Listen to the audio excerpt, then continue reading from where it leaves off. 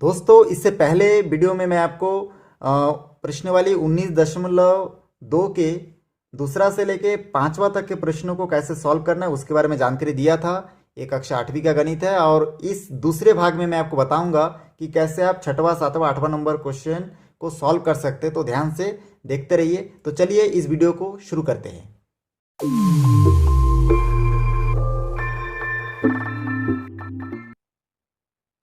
यहाँ पे देखिए प्रश्न नंबर 6 में लिखा हुआ है कि उस घन के कोण की लंबाई ज्ञात कीजिए जिसका संपूर्ण पृष्ठ जो है 216 सेंटीमीटर है। तो इसमें हमको इसकी भुजा मतलब कोण मतलब इसकी भुजा हमको पता करके बताना है। तो चलिए इसको हल करना शुरू करते हैं। तो यहाँ पे हल लिखने के बाद दिया है और उसमें हम लोग लिख लेंगे जो दिया है। तो दिया है आपका घन का संपूर्ण पृष्ठ। तो यहाँ पे नोट कर लेंगे घन का संपूर्ण पृष्ठ बराबर हम लोग लिखेंगे 6a का घात 2। हम लोग जानते इतना होता है। अब क्योंकि घन का संपूर्ण पृष्ठ का मान यहाँ पे ऑलरेडी दिया गया है 216, तो घन के संपूर्ण पृष्ठ के जगह पे लिखेंगे 216 और ऑलरेडी घन का संपूर्ण पृष्ठ का सूत्र होता है 6a²। तो ये भी एक दूसरे के आर पार रहेगा। घन के संपूर्ण पृष्ठ के जगह पे उसका मान लिखिए और 6a के जगह पे, ये तो फार्मूला में है तो उसी को ऐसे हुबहू आपको लिखना है। उसके बाद यहाँ से a² अपनी जगह पे रहेगा, 6 को पक्षांतर करेंगे, 6 और a² गुना में है, इधर आके भाग हो जाएगा। तो इस प्रकार से बटे के नीचे आएगा। फिर 216 को अगर 6 से हम लोग भाग देंगे तो यहाँ पे देखिए मैं भाग दे के बता रहा हूँ आपको। 6 से 216 को भाग दिए तो यहाँ पे 36 प्राप्त हुआ। तो इस प्रकार से हम लोग इन दोनों को आपस में कट कर देंगे और 36 लिखेंगे। और नीचे देखिए यहाँ पे राइट हैंड साइड में ऑलरेडी a² था, यहाँ से a² को पक्षांतर कर देंगे तो a² इधर आके रूट में चेंज हो जाएगा। तो इस प्रकार से यहाँ पे खाली a बचा रहेगा। अब 36 का हम लोग वर्गमूल निकालेंगे। हम लोग जानते हैं कि 6 छक्के 36 होता है और वर्गमूल में से एक जोड़ी में से एक संख्या को हम लोग बाहर निकाल सकते हैं। तो इस प्रकार से हम लोग यहाँ से दोनों में से देखिए एक 6 बाहर आएगा। इस प्रकार से a का मान हमको 6 प्राप्त होगा। तो यहाँ से हम लोग डायरेक्ट a को इस तरफ लिखेंगे और जो मान है उसको हमेशा राइट हैंड साइड में लिखा जाता है बराबर के बाद। तो इस प्रकार से a का मान हमको 6 प्राप्त होता है। तो ये जो हमको प्राप्त हुआ ये सेंटीमीटर में हम लोग लिखेंगे क्योंकि ये देखिए वर्ग सेंटीमीटर में था हमारा प्रश्न। तो इस प्रकार से जो आंसर है ये आपका सेंटीमीटर में होगा। तो इस प्रकार ये हमारा फाइनल आंसर है। चलिए 7वां नंबर प्रश्न देखते हैं। देखिए 7वां नंबर प्रश्न दिया है, बहुत आसान है। आप ध्यान से देखते रहिए दोस्तों, आपको निश्चित रूप से बहुत आसानी से समझ में आ जाएगा। यहाँ पे देखिए ये लिखा हुआ है एक कमरे की दीवार की फर्श एवं छत पर सीमेंट का प्लास्टर कराया गया। यदि कमरे की लंबाई, चौड़ाई एवं ऊंचाई क्रमशः 4.5 मीटर, 3 मीटर एवं 3.5 मीटर हो तो प्लास्टर किए जाने वाले स्थान का क्षेत्रफल ज्ञात कीजिए। और इस प्रकार से ये हमारा प्रश्न है। तो हम लोग इसमें क्या करेंगे, सबसे पहले तो देखेंगे कि ये जो मान दिया गया है इन सभी मानों को हम लोग क्या करेंगे, सबसे पहले घनाभ का जो संपूर्ण पृष्ठ का सूत्र होता है उसको हम लोग नोट कर लेंगे और इसमें मान बिठा के हम लोग गुणा भाग करके इसको हल करेंगे। तो चलिए देखते रहिए।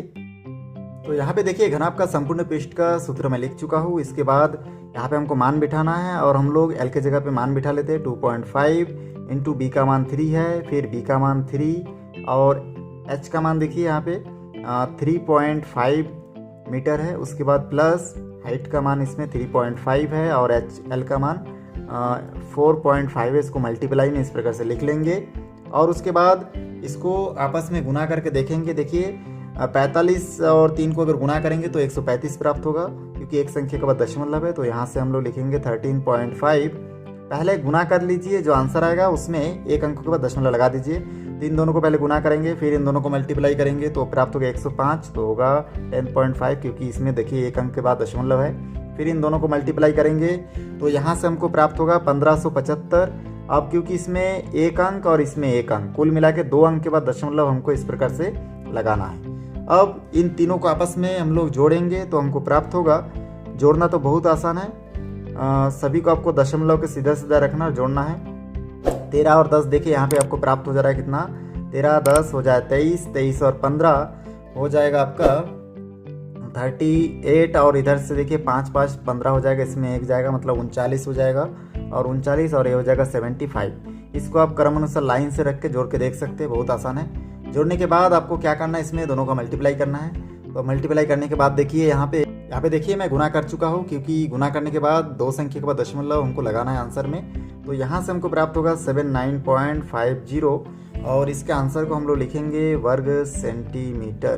तो यहाँ से वर्ग सेंटीमीटर हम लोग लिख लेंगे और ये हमारा 7वां नंबर प्रश्न है, बहुत आसानी से सॉल्व हो जाता है। चलिए 8वां नंबर प्रश्न देखते हैं। तो यहाँ पे जो 8वां नंबर में लिखा हुआ है कि एक तेल का घनाभाकार डिब्बा 30 सेंटीमीटर, 40 सेंटीमीटर, 50 सेंटीमीटर माप का है। टीन की चादर का मूल्य यदि 10 रुपये प्रति वर्ग मीटर है तो ऐसे 20 डिब्बों को बनाने में लगी टीन का मूल्य ज्ञात कीजिए। तो यहाँ पे सबसे पहले मैं हल लिख दिया हूँ और उसके बाद मान लिया कि ये जो पहला दिया लंबाई है, ये चौड़ाई है और ये ऊंचाई है, ऐसे मान लेते हैं। मान लेने के बाद देखिए हमारा जो 10 रुपये प्रति वर्ग मीटर के हिसाब से हमको इसका मूल्य ज्ञात करना है मीटर में, लेकिन ये जो प्रश्न है ये सेंटीमीटर में है। तो मैं सबसे पहले इन सेंटीमीटर को मीटर में चेंज कर लेता हूँ। तो मीटर में चेंज करने के लिए हमको कुछ नहीं करना है, इन सभी को 100 से भाग देना है। तो मैं 30 को 100 से भाग दूंगा तो हमको ये प्राप्त हो जाएगा। मैं आपको बताया था अगर मीटर से सेंटीमीटर में चेंज करेंगे तो 100 से भाग देंगे, और सेंटीमीटर से अगर मीटर में चेंज यहाँ पे अगर मीटर से सेंटीमीटर में चेंज करेंगे तो 100 से भाग देंगे, और सेंटीमीटर से अगर मीटर में चेंज करना है तो हमको 100 का गुना करना है। तो यहाँ पे मैं क्या करूँगा, 30 को अगर मैं भाग दे दूंगा 100 से, तो ये देखिए छोटी मात्रक से बड़ी मात्रक में कन्वर्ट होगा। तो यहाँ से हो जाएगा ये 0.3 मीटर। उसके बाद 40 को भी इस प्रकार से सॉल्व करेंगे तो हो जाएगा 40 सेंटीमीटर बटे 100। तो इसको सॉल्व करूँगा मैं, 100 से 40 को भाग दूंगा तो यहाँ से हमको प्राप्त होगा 0.4 मीटर।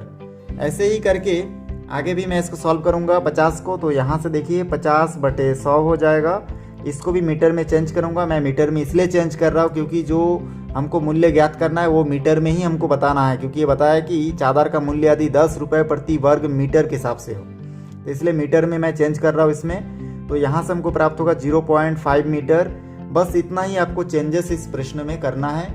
उसके बाद आपको घनाभ का संपूर्ण पृष्ठीय क्षेत्रफल का उपयोग करना है। तो यहाँ पे देखिए मैं घनाभ का संपूर्ण पृष्ठ का क्षेत्रफल नोट कर दिया हूँ। यहाँ पे आप जो भी ब्रैकेट लगाएंगे दोनों तरफ एक ही ब्रैकेट होना चाहिए। उसके बाद यहाँ पे आपको एल का मान, बी का मान, बी का मान, एच एल का मान यहाँ से देख देख के आपको नोट करना है। एल का मान क्या है 0.3 मीटर, ऐसे करके आपको बिठाते जाना है। तो यहाँ पे बिठा देना है। यहाँ पे अगर मैं सॉल्व करूँगा देखिए हमको प्राप्त होगा 2, और यहाँ पे 0.3 और 0.4 को अगर गुना करूँगा तो प्राप्त होगा हमको 12, क्योंकि दोनों अंकों में देखिए एक एक संख्या को दशमलव, इसलिए आंसर में भी हमको यहाँ पे 12 के बाद दशमलव लगाना है, ऐसे करके 12 से पहले। तो ये होगा 0.12 प्लस 4 और 5 को करेंगे तो यहाँ से हमको प्राप्त होगा 0.12 और 20, और इस प्रकार से इसको भी सॉल्व करेंगे तो हमको प्राप्त होगा 0.15। अब यहाँ तक तो सॉल्व हो चुका है। इसके बाद इन तीनों को आपस में ऐड कर देंगे तो यहाँ से देखिए 12 और यहाँ पे 20 हो जाएगा आपका 32 और 15 को आपस में हम लोग जोड़ेंगे तो हो जाएगा 47। तो अंदर प्राप्त हो रहा है 0.47। अब इसको अगर हम लोग आपस में मल्टीप्लाई करेंगे तो यहाँ से हमको प्राप्त होगा 0.94, क्योंकि ये जो प्राप्त हुआ हमको इसको हम लोग लिखेंगे वर्ग मीटर, क्योंकि जो भी हम लोग इसमें संख्या लिखे वो सब क्या है मीटर में था। तो इस प्रकार से वर्ग मीटर हमको आंसर प्राप्त होगा। अब देखिए हमको घनाभ का संपूर्ण पृष्ठीय क्षेत्रफल प्राप्त हो गया 0.94 वर्ग मीटर प्राप्त हो गया, और 1 मीटर 10 रुपये के हिसाब से अगर इनमें पैसा हो रहा है तो हम लोग इसमें कुल कितना हम लोग को बनाना है, टोटल 20 डिब्बा को बनाने में लगी टीन का मूल्य ज्ञात करना है। तो चलिए पहले हम लोग ये जो संपूर्ण पृष्ठ क्षेत्रफल प्राप्त हुआ इसको हम लोग 10 रुपये से मल्टीप्लाई कर देते हैं। तो यहाँ पे देखिए 10 रुपये प्रति वर्ग मीटर है, तो इस प्रकार से हम लोग जो हमको वर्ग मीटर प्राप्त हुआ था 0.94 वर्ग मीटर, इसको हम लोग मल्टीप्लाई कर दिया 10 के साथ, क्योंकि हमारे प्रश्न जो है इस प्रश्न में लिखा हुआ है 10 रुपये प्रति वर्ग मीटर के हिसाब से हमको ज्ञात करना है। 20 डिब्बो बनाने में जितनी लागत होगा उसका मूल्य हमको बताना है, इसलिए मैं संपूर्ण पृष्ठ के साथ 10 रुपये का गुना कर दिया। तो हमको प्राप्त हुआ कि हमको 1 मीटर बनाने में 9.4 रुपये का खर्च आ रहा है। तो उसी प्रकार से यहाँ पे हम लोग लिख सकते हैं 20 डिब्बों की लागत। तो यहाँ पे मैं लिख दूंगा 20 डिब्बों का लागत, और बराबर में यहाँ पे लिखूंगा 20 × 94, क्योंकि एक डिब्बा में खर्च आ रहा है 9.4 रुपये। तो 20 डब्बा में कितना खर्च हुआ इसको गुना करेंगे। गुना करने से हमको प्राप्त होगा 1880 प्राप्त होगा, क्योंकि यहाँ पे देखिए एक अंक के बाद दशमलव है, तो आंसर में भी एक अंक के बाद दशमलव हमको लगाना है।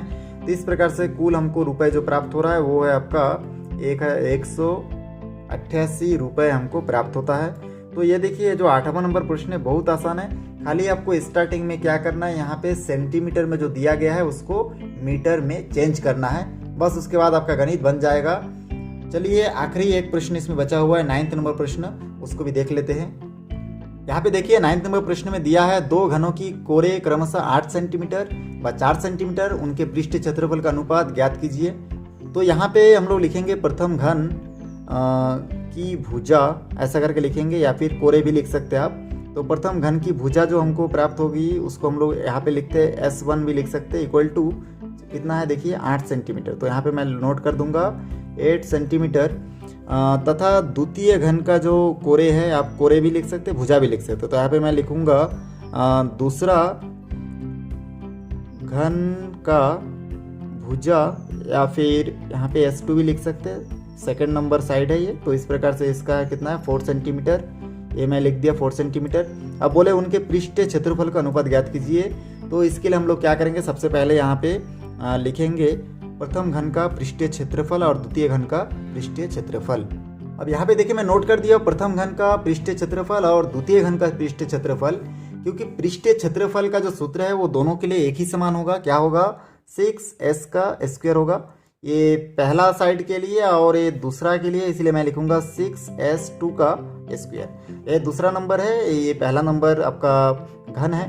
तो इस प्रकार से इसको मैं नोट कर दूंगा। उसके बाद देखिए यहाँ पे कुछ नहीं करना है, ये जो S1 का मान है 8 सेंटीमीटर, तो यहाँ पे नोट कर दीजिए 8 सेंटीमीटर को यहाँ पे 2 बार नोट कर लीजिए, 8 और इसका घात 2 होगा। और यहाँ पे 6s2 मतलब सेकेंड नंबर घन का जो भुजा वो दिया है, कोरे जो दिया है वो देखिए 4 सेंटीमीटर, तो यहाँ पे 4 का घात भी हो जाएगा, आपका घात 2 लगेगा। यहाँ पे 6 और 6 आपस में कट जाएगा। यहाँ पे ऊपर 8 देखिए 2 बार है तो 8 2 बार लिखिए, 4 2 बार है तो 2 को 2 बार लिखिए, इस प्रकार से। अब इसमें से देखिए 4 और 8 कटेगा तो 2 बचेगा, यहाँ पे 4 और 8 कटेगा तो 2 बचेगा। तो इस प्रकार से 2 दूनी ऊपर 4 बचा और नीचे कुछ नहीं मतलब 1 बचा, क्योंकि अनुपात ज्ञात करना है। तो इसको हम लोग अनुपात के रूप में लिख सकते हैं 4:1। और इस प्रकार से ये हमारा आंसर होगा। और 19.2 का दूसरा भाग में आपका पूरा क्वेश्चन जो है ये कंप्लीटली सॉल्व होता है। दोस्तों आपको मेरा वीडियो अच्छा लगे तो लाइक करें, शेयर करें, सब्सक्राइब करें और बेल आइकन को भी प्रेस करें, ताकि जब भी मैं कोई नया वीडियो बनाऊं तो उसका नया अपडेट सबसे पहले आप तक पहुंचे। फिर मिलते हैं एक नई वीडियो के साथ। धन्यवाद।